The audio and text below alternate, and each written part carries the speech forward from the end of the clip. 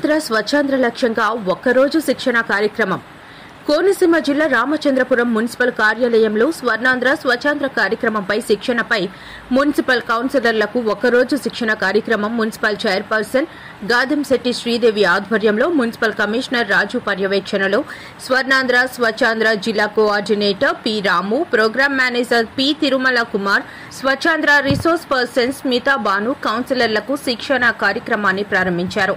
తడి పొడి చెత్త సేకరణ, వాటి ఉపయోగాలు, పరిశుభ్రత, కాలుష్య నివారణకు మనం చేయవలసిన పనులపై అవగాహన కార్యక్రమాన్ని కౌన్సిలర్లకు వివరించారు.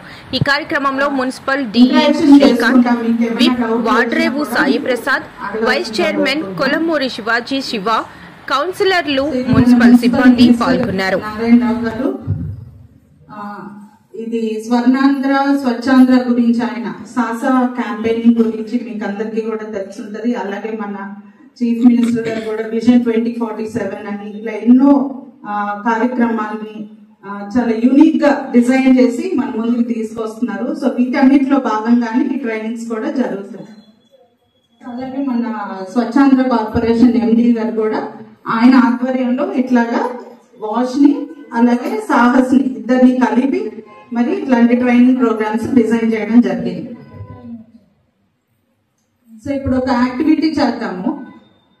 మన రామచంద్రపురం మున్సిపాలిటీలో ప్రస్తుత వ్యవస్థ గురించి మనం మాట్లాడుకుందాం. అంటే ఇప్పుడు అసలు సాలిడ్ వేస్ట్ మేనేజ్మెంట్ రూల్స్ అనేవి ఎప్పుడు స్టార్ట్ అయ్యి ఎవరికన్నా తెలుసా? సంబంధించి సాలిడ్ వేస్ట్ మేనేజ్మెంట్ రూల్స్ మీద శిక్షణ ఇవ్వడం కోసం వచ్చినటువంటి వాటర్ అండ్ శానిటైజేషన్ హైజీన్కి సంబంధించి ఏర్పడినటువంటి ఒక స్వచ్ఛత సంస్థ మన రాష్ట్ర ప్రభుత్వం మన రీజన్స్ ఏదైతే 102 మున్సిపాలిటీని 3 జోన్లుగా విభజించి మన రామచంద్రపురం పురపాలక సంఘానికి సంబంధించి ఉన్నటువంటి ఏదైతే సాలిడ్ వేస్ట్ మేనేజ్మెంట్ సంబంధించినటువంటి అందరూ ఇంపార్టెంట్ స్టేక్ హోల్డర్స్ అంటే వార్డ్ మెంబర్స్, చైర్పర్సన్స్, అదేవిధంగా ప్రజాప్రతినిధులు కావచ్చు, ఇతర ఎలక్టెడ్ రిప్రజెంటేటివ్స్ ఉన్నారో వాళ్ళకి, అదేవిధంగా శానిటేషన్ సెక్షన్కి సంబంధించి ఉన్నటువంటి అధికారులైనటువంటి శానిటరీ ఇన్స్పెక్టర్లు, ఎంఎస్ఓ గారు, అదేవిధంగా sanitation supervisors, ward sanitation secretaries, అదేవిధంగా గ్రౌండ్ లెవెల్లో పనిచేసేటువంటి పబ్లిక్ హెల్త్ వర్కర్స్, అదేవిధంగా పబ్లిక్ హెల్త్ వర్కర్ దానికి సంబంధించినటువంటి డ్రైవర్స్ కావచ్చు, అదేవిధంగా ఇతర ఎక్విప్మెంట్ హ్యాండిల్ చేసేవాళ్ళు కావచ్చు. ఇందులో అందరూ బాధ్యత ఉంటుంది. దీనికి సంబంధించి ఈ మన గౌరవ చైర్పర్సన్ గారు మాట్లాడే ముందు వార్డు మెంబర్లకు సంబంధించి 2 ముక్కలు చెప్పి నేను ముగిస్తాను. ఇది ఎందుకంటే ఇంపార్టెన్స్, ఎందుకంటే మనం నెగ్లెక్ట్ చేస్తాం దాని గురించి చెప్పి నేను ముగిస్తాను. సాలిడ్ వేస్ట్ మేనేజ్మెంట్ రూల్స్ ముందు 2000 సంవత్సరంలో ఏర్పడినాయి.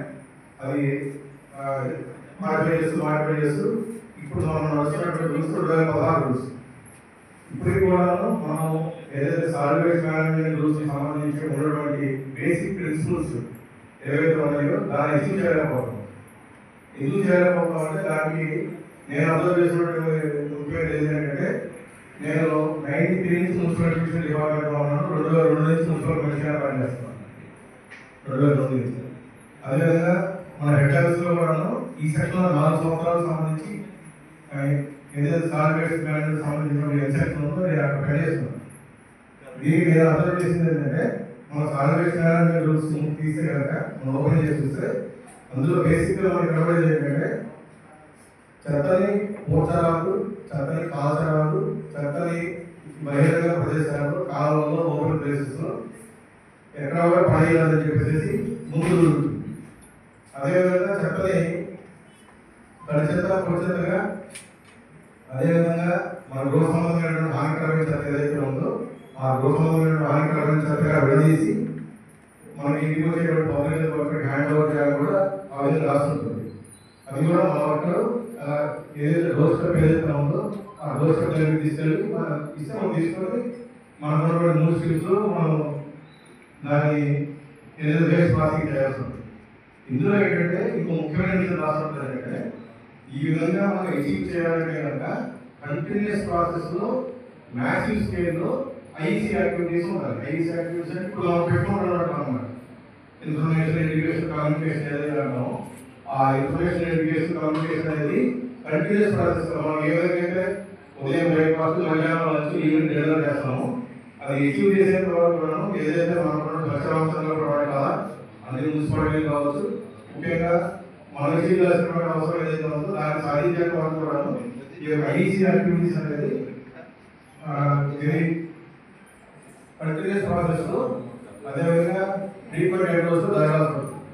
కానీ మన బడ్జెట్ చూస్తున్నట్టయితే కనుక మనం 100 రూపాయలు మనం ఈ యొక్క సాల్వేషన్ మనం ఖర్చు పెడుతుంది కనుక మనం ఐసీ యాక్టివిటీస్కి మనం కేటాయించి ఖర్చు పెట్టేది 2-3 రూపాయలు కూడా ఉండదు. ఆ 2-3 రూపాయలు మనం ఈవెన్ కేటాయిస్తాము.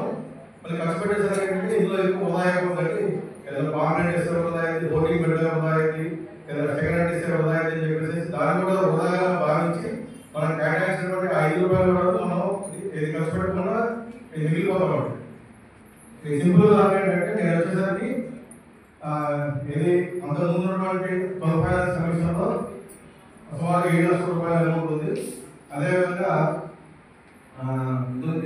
స్వచ్ఛంద కార్పొరేషన్ వాళ్ళు ఇచ్చినటువంటి అమౌంట్ ఏదైతే ఉందో అందులో సుమారు 7 లక్షలు, దాదాపు 15-16 లక్షల అమౌంట్